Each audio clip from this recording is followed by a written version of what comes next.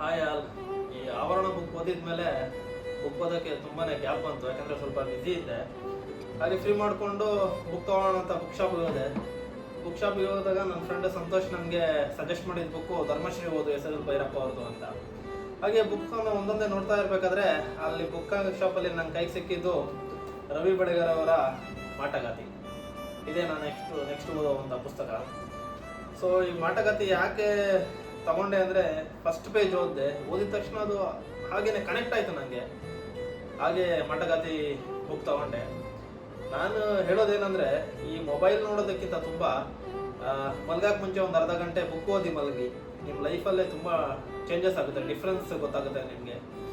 ಈ mobile addiction ಅನ್ನೋದನ್ನ avoid ಮಾಡೋಕ್ಕೆ ಒಂದೇ ಒಂದು ಸಾಧನ ಅಂದರೆ ಈ ಪುಸ್ತಕ ಓದೋದು ಸ್ಟಾರ್ಟ್ ಮಾಡಿದರೆ ನಿಮ್ಮ ಮನಸ್ಸು ಹಾಗೆ ಹಗುರ ಆಗಿ ಒಂದು ಪ್ರಶಾಂತತೆ ಅಂತಾರಲ್ಲ, ಅದು ಸಿಗುತ್ತೆ ನಿಮಗೆ.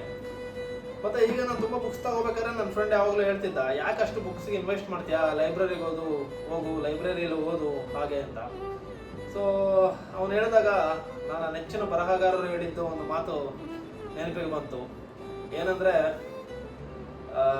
ನೀನೊಂದು ಹೊಸ ಅಂಗಿ ತಗೊಂತೀಯ, ಅದು ಮುಂದೆ ನಿನಗೆ ಟೈಟ್ ಆಗ್ಬೋದು, ಅದನ್ನ ಹಾಗೆ ಮಡಚಿಟ್ರೆ ಹಾಳಾಗ್ಬೋದು. ಅದೇ ಒಂದು ಪುಸ್ತಕ ತಗೊಂಡು ಓದಿದರೆ ಇನ್ನೊಂದು ದಿನ ಓದ್ತೀಯ, ಮತ್ತೊಂದು ದಿನ ಓದ್ತೀಯ. ಮತ್ತು ಪ್ರಪಂಚದಲ್ಲಿ ಬಡವ ಯಾರು ಗೊತ್ತಾ? ಈ ಪುಸ್ತಕಗಳನ್ನ ಇಟ್ಕೊಳ್ದೆ, ಒಂದು ಚಿಕ್ಕ ಲೈಬ್ರರಿ ಇಟ್ಕೊಳ್ದೆ ಇರ್ತಾನಲ್ಲ, ಅವನು ಬಡವ. ಈ ಪುಸ್ತಕಗಳನ್ನು ಇಟ್ಕೊಂಡಿರುವಂಥ ಶ್ರೀಮಂತ ಮತ್ತಾರೂ ಇಲ್ಲ ಅಂತ ಹೇಳಿದ್ರು. ಈ ಮಾತು ಹೇಳಿದ್ದು ರವಿ ಬೆಳಗೆರೆ ಅವರು. ಹಾಗೆ ಈ ಬುಕ್ ತಗೊಂಡೆ. ಈ ಬುಕ್ ಓದಿದ್ಮೇಲೆ ಈ ಬುಕ್ ಬಗ್ಗೆ ಹೇಳ್ತೀನಿ. ಸೊ ನಾನು ಹೇಳೋದಂದರೆ, ಎಲ್ಲ ಈ ಕಾಲದಲ್ಲಿ ತುಂಬ ಮೊಬೈಲ್ ಅಡಿಕ್ಷನ್ ಆಗಿದೆ. ಸೊ ಒಂದೆರಡು ದಿನ ಬುಕ್ ಓದಿ ನೋಡಿ, ಚೇಂಜಸ್ ನಿಮಗೆ ಗೊತ್ತಾಗುತ್ತೆ.